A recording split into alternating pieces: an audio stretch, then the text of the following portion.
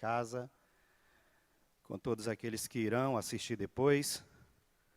Quero agradecer ao nosso pastor Abigail Filho, pela confiança. Perdoe-me se eu errar nomes, irmãos, é muito recente, mas a gente vai aprendendo, vai convivendo. Irmã Elda, obrigado pelo convite, minha amada. Querida irmã também me mandou um áudio ontem, Deus lhe abençoe. Irmã Eliene, obrigado, irmã Eliene, pastor Flávio, demais obreiros, igreja, enfim. Nós estamos tratando, neste trimestre, de um assunto que está mais na moda do que nunca: crise. Quando nós olhamos da primeira revista até esta revista, esta lição, nós vamos ver que crises sempre existiram. Crises sempre houveram. A primeira aula, eu acho que não estava aqui, mas eu assisti o pastor Wendel, falando sobre Abraão e Isaac. E o título lá é Prosperando em Meio à Crise. Está no momento do início da história do povo judeu. Abraão teve suas crises, Isaac teve suas crises, Jacó não é abordado, mas também teve suas crises. E teve uma aula muito boa também sobre José, bênção. José foi o canal de Deus no Egito, para inserir Israel no Egito, que depois viraria escravo no Egito. E depois vem o irmão Moisés, que também vai ter as suas crises existenciais. Vai ser testado e provado por Deus durante a história. E no final, todos nós sabemos que o final de todos estes foram finais abençoados. Foram fins, como diz o Senhor a Jeremias: eu é que sei que pensamento que tenho acerca de vós, diz o Senhor. Pensamento de paz e não de mal, para vos dar o fim que desejais. Vejam que coisas tremendas. O que acontece, irmãos? Acontece muitas vezes que nós não enxergamos, e até mesmo porque nós não podemos, nós não temos este poder de enxergar o futuro. E qual é o papel do cristão ante a crise?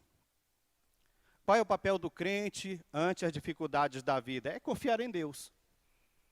Porque quando você confia em Deus, quando se entrega a vida ao Senhor, e nós conhecemos a palavra e sabemos quem é o nosso Deus, nós devemos descansar. Porque Deus não faz nada por um acaso. Deus não trabalha em vão. Tudo que Deus permite, tudo que Deus projeta, tem um propósito muito específico. E nesta aula, nesta manhã, nós vamos abordar sobre uma crise num contexto familiar. É o contexto da família de Ruth, de Noemi, seu esposo, Elimeleque, seus filhos. E o Senhor vai nos ensinar algumas coisas, algumas verdades aqui que são imprescindíveis para o nosso crescimento. E eu começo a aula de hoje lendo o primeiro versículo do livro de Ruth, que diz assim: nos dias em que julgavam os juízes, houve fome na terra. E um homem de Belém de Judá, de onde ele era, irmãos? E este homem saiu a habitar na terra de Moabe, com sua mulher e seus 2 filhos. A primeira grande informação aqui é que esta fome, esta crise que apanhou a família de Noemi, ela se deu no dia dos juízes. Tem gente que não consegue conectar essa história com os acontecimentos que haviam e que ocorriam em Israel naquele período. O período dos juízes é aproximadamente aí os primeiros 300 anos da instalação de Israel na terra que mana leite e mel. E depois que Josué e toda aquela sua liderança morrem, a Bíblia diz no capítulo 2 de Juízes que outra geração se levantou. após a geração de Josué, que não conhecia o Senhor, e nem tampouco as obras que ele havia feito a Israel. Irmãos, e quando se levanta uma geração que não conhece a Deus, a tendência é se desvirtuar. Todo aquele que não conhece a Deus, a tendência é seguir por um caminho que não agrada a Deus. Certo? E aqui nós vamos ver um paralelo. Porque a Bíblia diz que houve fome nos dias em que julgavam os juízes, e há quem defenda a seguinte tese, que esta fome enfrentada por Noemi e família se deu nos dias de Gideão, porque é o único cenário no livro dos Juízes em que há fome em Israel. Então, suponhamos que tenha sido naquele período, mas aqui começa uma coisa muito interessante e parece ser contraditória. Perceba o que diz. Que nos dias em que os juízes governavam ou julgavam Israel, houve fome na terra. E um homem de Belém de Judá. Percebam uma coisa, irmãos. A palavra Belém, todo mundo sabe que significa casa do pão. Se perguntar para a minha filha o que significa Belém, ela diz, casa do pão. E agora nós estamos diante de um contexto em que faltou pão na casa do pão. Uma família belemita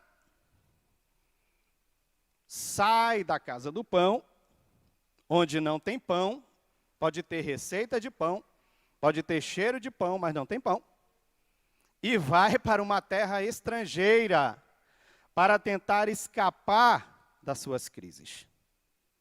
E nós vamos perceber que toda ação tem uma reação.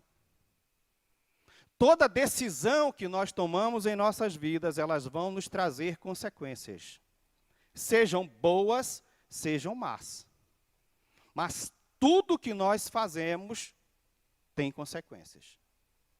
E aqui, irmãos, eu quero vou me deter na revista, porque senão eu falo e daqui a pouco foi o tempo. O primeiro tópico da nossa revista fala assim, que a fé nos leva a lugares inimagináveis. E pelo que eu percebo, que eu estudei a revista, claro e evidente, o primeiro tópico da revista vai abordar o caráter de Ruth. Ruth, alguém que surge na vida de Noemi, que vai ser um grande diferencial na vida daquela pobre viúva. Ruth, posso dizer-lhes esta manhã, é um presente de Deus em meio à crise para a vida de Noemi. Porque, irmãos, a Bíblia diz que, sobre a questão de amigos, que na angústia nascem irmãos. Tem amigos que são mais chegados do que irmão. A nossa sociedade, a nossa cultura, quando se fala de sogra, muitas vezes é piada com sogra. Não é assim? É piada com sogra.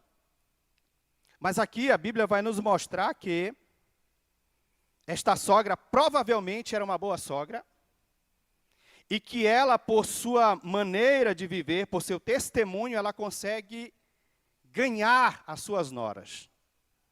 Vamos à revista. A irmã Ruth, ela vai aparecer, compor esta família, quando a família de Noemi resolve sair de Belém, porque não tem pão, vai a Moabe, e a Bíblia diz que eles se instalam em Moabe, e depois de um tempo ali, o marido, o pai da família, ele vai adoecer, e ele vai morrer. Quando parece que está tudo ruim, parece que as coisas até pioram para a vida de Noemi. Perceba o seguinte, irmãos, eles saem da sua casa deixando tudo que eles tinham. Ninguém leva imóvel na costa, ninguém leva terra na costa. E eles abandonam, saem correndo para Moabe para escapar daquela crise e tentar serem escapar, viver, superar aquele momento de crise. Só que aqui, nesta transição, nesta saída, eles vão sofrer com estas fatalidades. Além da fome, vai chegar a enfermidade e, consequentemente, o luto.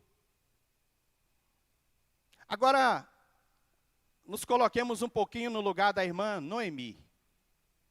A irmã Noemi era judia, casada, temente a Deus, fugiu de Belém por causa da fome, e agora lá onde ela está, começam as coisas a piorarem. Marido morreu. Ah, mas tem 2 filhos, daqui a pouco os meninos vão casar. E os meninos vão casar com Ruth e Ofra. Tem tudo para o negócio melhorar, irmãos. Tem tudo para daqui a pouco vir os netinhos. Tem tudo para dar sequência à linhagem de Elimeleque. Só que a Bíblia diz que, cerca de 10 anos vivendo na terra, os 2 rapazes também vão morrer. Veja que situação. Agora, ao invés de uma viúva, são 3 viúvas. Irmãos, e viúva naquela época, ninguém queria nem conversa. A situação é triste e calamitosa. Parece até que chegou um ponto final na história de Noemi. Noemi fica tão atribulada que diz assim, olha, parece que o Senhor pesou a mão sobre mim. O Senhor resolveu me punir. A mão dele está pesando sobre a minha vida e eu estou colhendo os frutos. Mas, em meio a tudo isto, como eu falei no início, o Senhor Deus vai prover Ruth para Noemi. Porque, irmãs, Ruth, em primeiro lugar, era uma estrangeira. Os filhos de Noemi casam com Ruth em Moabe, na terra de Moabe. E os moabitas, que são descendentes de Ló, daquele incesto da filha mais velha de Ló com ele, são parentes distantes dos israelitas, mas nunca se deram bem. São idólatras, eles adoram deuses, eles fazem sacrifícios que chegam ao ponto de ser sacrifícios de pessoas, sacrifícios humanos. E agora há este relacionamento. E esta moça entra para a família, ela escolhe servir a Deus por causa do testemunho da sua sogra. Diz aqui, 1.2, fala assim, uma escolha assertiva. Ruth resolveu deixar tudo, a sua história, seu povo, seu culto, seus deuses, para seguir a Noemi. Ela assentou no coração e diz assim, olha, eu vou mudar de vida. Quando a sogra diz assim, minhas filhas, por favor, vamos descer para Belém, porque eu ouvi que lá em Belém tem pão. O Senhor voltou a falar e abençoar o seu povo. Vamos voltar a Belém. No meio do caminho, Noemi para e diz assim, minhas filhas, olha, eu sou velha, não tenho como gerar filhos mais, não tenho marido, sou pobre, não tenho nada a oferecer-lhes. Faço favor para vocês mesmas, voltem para a casa de vossos pais. E a Bíblia diz que elas, abraçando a Noemi, choraram. Irmãs, qual que é a nora que abraça para ficar perto da sogra? Hoje em dia, o povo sempre faz piada, né? Mas aqui é diferente. A irmã Noemi conseguiu ganhar o coração das suas noras. E mais do que isto, no caso de Ruth, ela conseguiu influenciar a fé de Ruth. O texto que nós lemos aqui, quando ela pede para deixar, versículo 16, quando ela diz, volta para casa, uma foi. A outra diz assim, não me enches para que te deixe, e me afaste de ti, não arredo o pé de ti. Porque onde quer que tu fores, irei eu. Onde quer que pousares à noite, ali pousarei eu. O teu povo é o meu povo, e o teu Deus é o meu Deus. Assim Noemi voltou com ela, Ruth, a moabita, sua nora, que voltava dos campos de Moabe, chegaram a Belém no princípio da cega das cevadas. A escolha de Ruth vai influenciar o seu futuro, a sua história, a sua genealogia. E quando nós falamos de genealogia, irmãos, se for fazer dar uma garimpada em nomes ali, tem nomes ali que, sinceramente, a gente fica dizendo assim, como é que pode? Como é que pode Raabe estar na genealogia de Cristo? Todos sabem quem era Raabe. Como pode uma moabita estar ali na genealogia de Cristo? Como pode? A única coisa que eu posso dizer à igreja esta manhã é que é a graça de Deus manifestada e revelada, irmãos. Deus, Ele não escolhe por nacionalidade, não escolhe por posição social, Deus não escolhe, Deus escolhe aqueles que resolvem ser fiéis, aqueles que resolvem crer, que querem acreditar. E é isto que vai acontecer com esta mulher.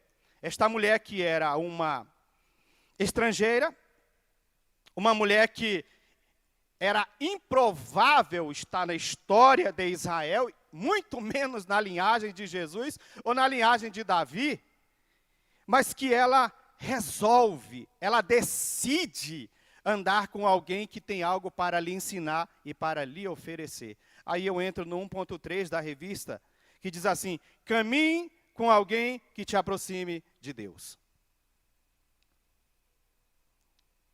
Quanto mais você caminhar com pessoas que te aproximam de Deus, mais você crescerá. Me recordo quando sou filho de crente, nasci na igreja, e um tempo eu, já adolescente, do jovem, eu comecei a congregar numa igreja perto da casa de mamãe, e tinha duas situações lá. Tinha os jovens que gostavam do retiro, gostavam da bola, gostavam da bagunça, gostavam de tudo. Aí tinha uns jovens aqui mais reservados. Esses aqui, eles oravam de noite, eles jejuavam, eles faziam vigília de oração, eles faziam vigília de leitura da Bíblia. E eu parei e escolhi a parte que eu queria. Eu falei, eu vou para cá.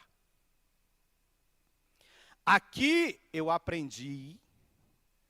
Aqui, muitas vezes, passei vigílias, noites inteiras, lendo a Bíblia e orando, buscando a face de Deus. Não me arrependo, jamais me arrependerei. Sabe o que a Bíblia diz acerca de companhia? Ouça o que Paulo escreve aos Coríntios, capítulo 15, versículo 33. Ele diz, não se deixe enganar. As más companhias corrompem os bons costumes. Tem gente que diz assim, não tem nada a ver, irmão, não tem nada a ver, eu vou influenciar, eu vou chegar. Irmãos, e para mim, não tem coisa mais triste do que a gente encontrar cristãos que só são cristãos dentro da igreja ou na hora do culto. Tempo atrás, aí eu, trabalhando no mercado, encontrei lá um camarada. E alguém disse para mim assim, ele é pastor. Eu falei, oi? Ele é pastor. Falei, como? Mas é um pastor diferente. Considerei comigo. Porque não dá a paz do Senhor. Não se porta como pastor. E eu fiquei achando estranho. Mas olha aqui. A Bíblia diz e nos orienta que nós devemos caminhar com quem tem o que nos dá da parte de Deus. Quem vai nos ensinar, quem vai nos ajudar a crescer, porque a vida cristã, ela é uma faculdade, uma escola diária, ela é um processo, ninguém aprende tudo, ninguém sabe tudo, ninguém é transformado da noite para o dia, mesmo porque o processo de santificação, ele é paulatino, você vai crescendo, até chegar a ser dia perfeito. Mas aí nós precisamos estar alinhados, andando com quem tem o que nos oferecer.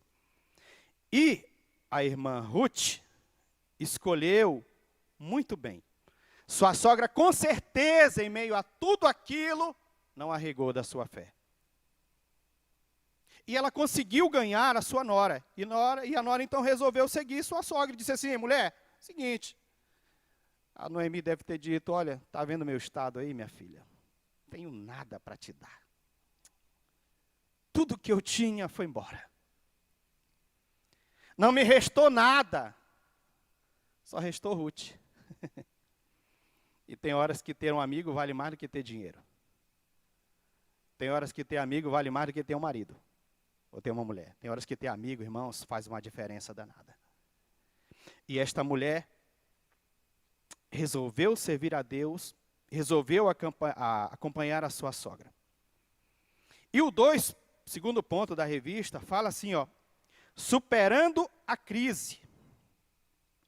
Diante da crise, muitos ficam vulneráveis sem saber o que fazer. Irmãos, isso aqui é normal da vida cristã. O primeiro impacto da crise, ele tende a mexer com as nossas estruturas. Ele tende a sacudir o nosso emocional. E aí a hora de se perguntar o que fazer, como fazer, a hora que vou fazer. Eu não sei o que fazer. E quando eu olho para a Bíblia, eu vejo vários exemplos de servos e servas de Deus que no primeiro impacto da crise não sabiam o que fazer. O que fazer? Quando não sabemos o que fazer em meio à crise? Bom, em primeiro lugar, nós temos que ser movidos por fé, mesmo em meio à crise. O servo de Deus, a serva de Deus, não foi chamado para andar por vista. O apóstolo Paulo diz, eu não ando por vista, eu ando por fé. E a fé no Filho de Deus. Porque se eu me guiar por vista, no momento da crise, no momento que a situação se transformar, em que o cenário virar de ponta cabeça, em que o mundo ficar bagunçado, sem ordem, eu fico louco. Mas em meio à crise, eu tenho que ser movido por fé e saber que Deus está no controle de todas as coisas. E o mais bonito disso, que eu acho, Paulo escrevendo, é o seguinte. Romanos 8:28, porque todas as coisas cooperam para o bem daqueles que amam a Deus, daqueles que são chamados segundo o seu decreto. Por que que às vezes nós ficamos, irmãos e irmãs, tão atribulados, inquietos? É porque a gente não lê. É porque nós não exercitamos a fé. Nós não somos chamados para viver olhando na vista, incrédulos, murmurando, reclamando. Nós somos chamados para viver uma vida de fé, em obediência à palavra de Deus e acreditando que o nosso Deus tudo governa. Tudo comanda. Irmã, o relógio, senão, tá? Se ficasse ali, eu acho que ajudaria, minha amada. Obrigado, tá?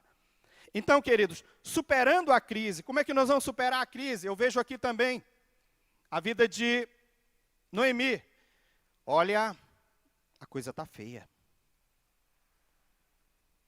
Marido morreu, filho morreu, a outra nora já foi, ficou eu e você, Ruth. O que nós vamos fazer, Ruth? Nós vamos voltar para Belém. Porque Belém é a casa do pão. Nós vamos encontrar pão em Belém. A Bíblia diz que ela, mesmo vivendo em Moabe, estava antenada com o que acontecia em Belém. Olhe para mim. Mesmo vivendo aqui, nós temos que estar antenados lá. A nossa esperança é lá, irmãos. Lá não há crise. Lá não há crise, no céu não há crise, nunca haverá crise. Nós vivemos com o corpo aqui, mas a nossa mente está lá. Porque nós somos de lá. Quantos são de lá? Teve um teólogo, um dos pais da igreja, que disse assim, que nós não somos seres humanos com experiências espirituais. Nós somos seres espirituais com experiências humanas. Dentro de cada um de nós tem algo que ninguém pode matar. Tem algo que não morre. É um pouquinho da essência, da natureza do ser de Deus dentro de nós, que é eterno. Essa carne, ela engilha, perece, mas o que há dentro de nós está vivo. Como diz o apóstolo Paulo, me renovo de glória em glória.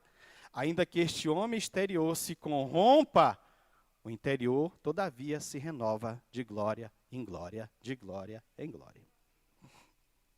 Aleluia. Então, para superarmos a crise, precisamos ser movidos por fé. Na crise, nós temos que fazer escolhas em Deus. E aí, quando fala de escolha, irmãos, pense num negócio difícil. Escolher, será que vai dar certo? Será que está na hora? Será que este é o momento? Meu Deus, que dilema, vou ou não vou, saio ou não saio, fico, vou. Mas aqui, ó, nós devemos fazer as nossas escolhas em Deus. Precisamos aprender a fazer nossas escolhas com os olhos do Senhor para não fazermos escolhas erradas. De fato, escolhas geram frutos e em meio às crises se faz necessário escolher em Deus. Ruth havia aprendido com Noemi muitos ensinamentos sobre o Deus de Israel. Ouvira falar de seus milagres, de seu cuidado com o povo de Israel. Para Ruth, esta era a hora de deixar a zona de conforto. Já ouvi falar de Deus, conheço a Deus, sou salvo em Jesus Cristo, mas na hora da escolha ainda fica aquele dilema. É claro, irmãos, já falei para vocês esta manhã, que toda decisão tem as suas consequências. Mas aí eu trago aqui rapidinho a história de leprosos que estavam à porta de Samaria. Eram 3. E o que acontecia em Samaria naquela época? Fome.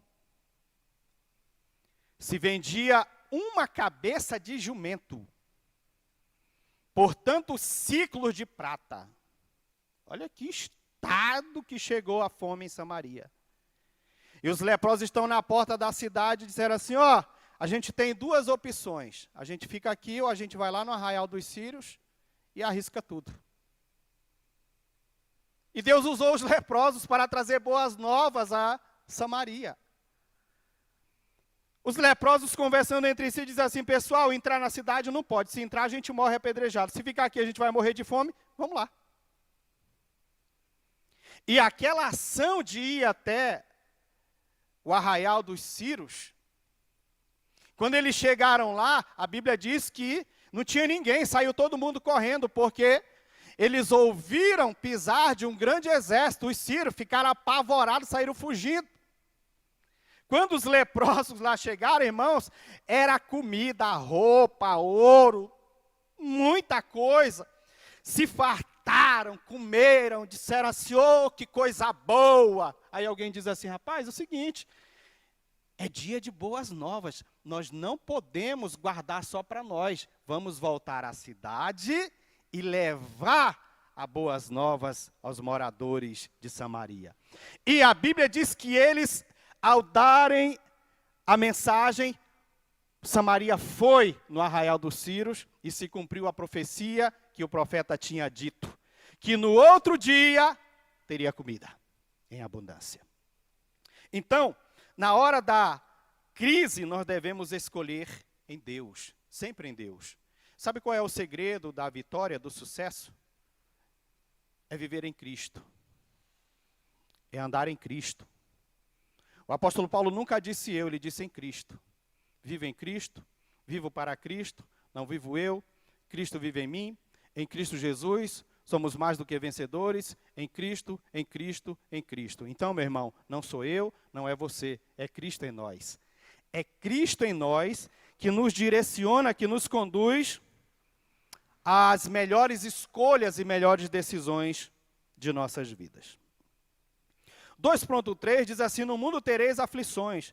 Irmãos, eu sou meio cético com alguns hinos que falam assim, por exemplo, Jesus me guarde, mas agora é só vitória, agora é só vitória, agora é só vitória. Não, irmão, não é agora só vitória.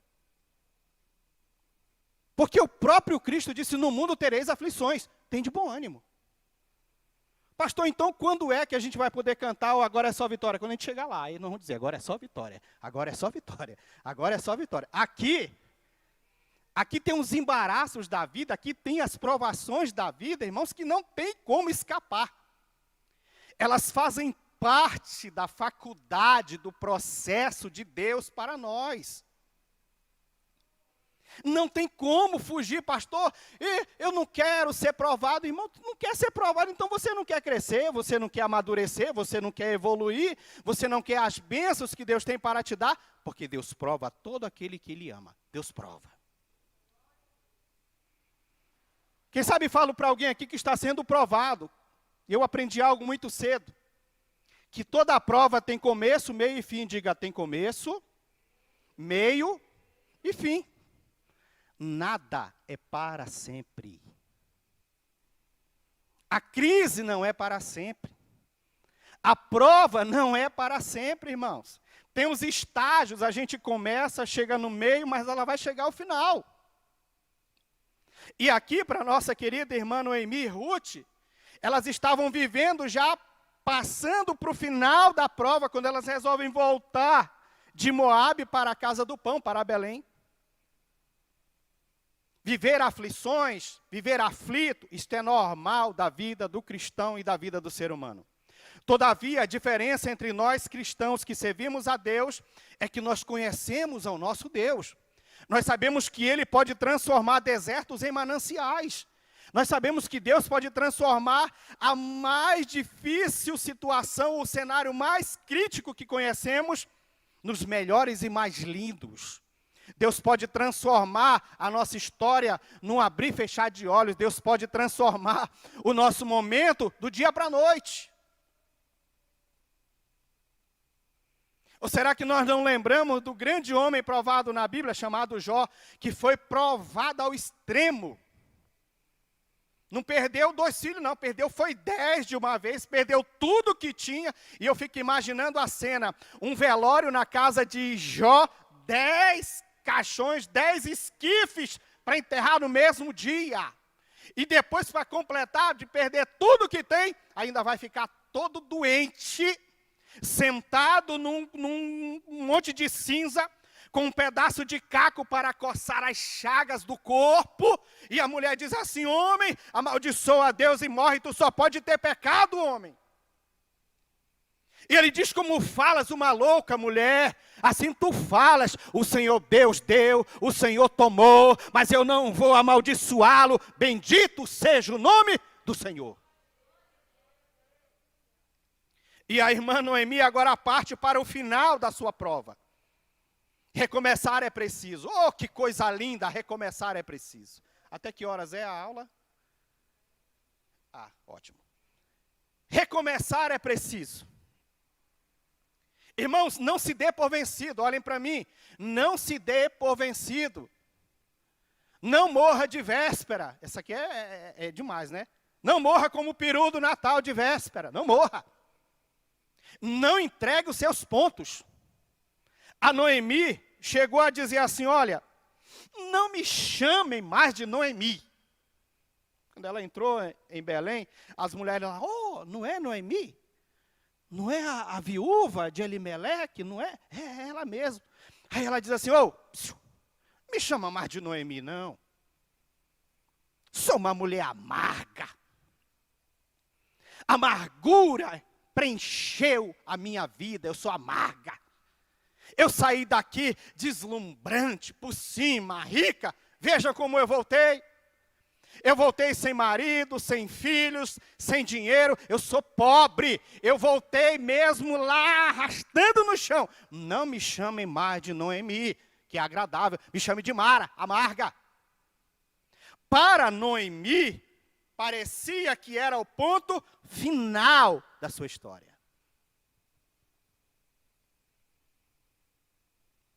Mas o teu futuro está nas mãos do Todo-Poderoso. Não seja um ponto final, mas que você puxe uma perninha nele lá e transforme ele numa vírgula. Porque o amanhã não pertence a nós. O amanhã não está ao nosso alcance, nós não temos poder para mudá-lo, mas nós confiamos no Deus do tempo, o Senhor do universo, o Criador de todas as coisas. E diz aqui que recomeçar é preciso. E para recomeçar vai acontecer milagres. Deus vai mover, Deus vai fazer, Deus vai movimentar tudo ali para se encaixando. Quando ela chega em Belém, a Ruth, que é uma mulher exemplar, um caráter exemplar de mulher cristã, diz assim: minha sogra, a senhora é velha, eu vou colher umas espigas, tá? Eu vou colher lá a cevada, eu vou para o campo. Vou pegar comida para mim e para a senhora. E a Bíblia diz que ela foi cedo, irmãs. Ela foi cedo e ela não parou, foi até a tarde colhendo. E diz a Bíblia que coube por sorte, por um acaso, ela ir colher lá nos campos de Boaz. Mas uma coisa que eu aprendi, que a Bíblia ensina também: não existe acaso. Existe providência de Deus. Não existe acaso, querido, querida, não existe sorte. Cristo é a nossa sorte e acaso não existe. É providência divina. Deus guia a Ruth para ir colher no campo de Boaz. E a Bíblia diz que quando ela está trabalhando, Boaz chega e bate o olho e diz assim: quem é esta? Quem é esta moça? Alguém diz assim: olha, ela veio lá de Moabe, veio com Noemi, cuida bem da sogra, olha a fama da mulher, que é uma mulher tremenda, hein? Boaz diz assim: sede generosos com ela, derrame mais do que o necessário para ela colher, vai, começa a abençoar, começa a mudar a história dela. E o homem diz assim: olha, ela chegou aqui cedo, só parou para tomar uma água ali no período do meio-dia e está agarrada aí. Eu penso que aquele camarada disse assim: essa aí é para casar, hein? Essa Ruth aí é para casar, hein? Resumindo a história, o relato para a sogra diz: esse camarada é parente do nosso falecido esposo, eu vou te dar uns conselhos, você vai seguir o conselho, você vai lá na eira de noite, vai deitar nos pés dele, ele vai entender que você quer se casar com ele já se engraçou de ti, porque fazer o que ele mandou fazer com você, ele deve ter gostado de você, Ruth. Então você vai lá, Ruth, se prepare, porque vai dar certo. Sabe o que eu vejo aqui? Eu vejo alguém que estava com um ponto final na sua história, transformando numa vírgula e dizendo assim: Deus está agindo e começou a mudar a nossa história. Ele vai mudar a nossa história. Nós vamos recomeçar e Deus vai nos agraciar e nos abençoar. E aqui, meus irmãos, milagre do recomeço, porque ela vai cair na graça de Boaz. E depois da tempestade vem a bonança. Perdi tudo que eu tinha, fiquei pobre, fiquei miserável, fiquei disso, mas Deus está agindo. Deus agora vai usar o irmão Boaz para ser o remidor da família de Elimeleque, vai se casar com Ruth e vai dar o netinho para Noemi. E aquela Noemi que chegou lá dizendo: não me chamem de Noemi, ouça o que a Bíblia diz aqui, ó. As vizinhas lhe deram um nome. Não, aqui. Assim tomou Boaz a Ruth e ela passou a ser sua mulher. Coabitou com ela e o Senhor lhe concedeu que lhe concebesse um filho. Então as mulheres disseram a Noemi: seja o Senhor bendito, que não deixou hoje de te dar um neto que será teu resgatador, e seja afamado em Israel o nome deste. Ele será restaurador da tua vida e consolador da tua velhice, pois a tua nora que te ama o deu à luz, e ela te é melhor do que 7 filhos. Fique de pés, por favor. A mulher, quando chegou, diz assim: ó, para mim não tem mais jeito. Troquei até de nome. Noemi agradável, fui para Mara, que sou amarga mesmo. Mas Deus está dizendo assim, ó: ei, eu tenho o controle da situação todinha nas minhas mãos. Eu tenho o projeto pronto para a sua vida, o propósito meu, o teu final, ele é glorioso, ele é esplêndido.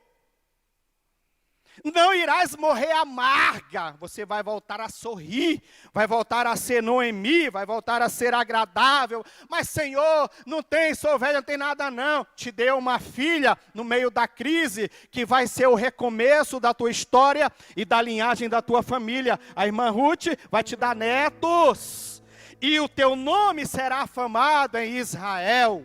Olha que coisa, irmãos. Então, no meio da crise, em tempos de crise, é oportunidade de recomeçar. Não baixe a guarda, não se entregue, não morra antes do tempo, porque Deus é o Senhor do tempo e cuida da sua vida e vai continuar cuidando da sua história. Levante suas mãos e ore comigo esta manhã. Você que está aí na sua casa nos assistindo, o Senhor Deus é Deus de perto e Deus de longe. Em o nome de Jesus agora, Senhor. Pai, nós somos gratos a Ti por esta oportunidade. Nesta manhã nós estamos na Tua casa, Senhor, cientes e conscientes de quem Tu és. Tu és o Deus que age em meio à crise, trazendo bonança, trazendo providência, cuidando, restaurando, sarando, ressuscitando, trazendo sonhos de volta, revelando, Senhor, Tu és o nosso Deus que é bom. Tu és o nosso Pai.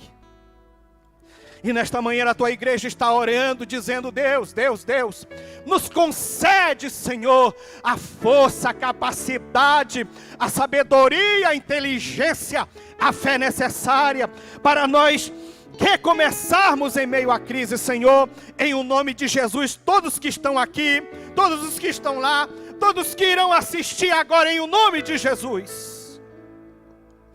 Meu Pai, libera agora esta palavra de ordem, ideias que venham trazer recursos, ideias que venham transformar situações. Ó Deus, Tu és o Deus que age, Tu és o Deus que chama à existência as coisas que não são.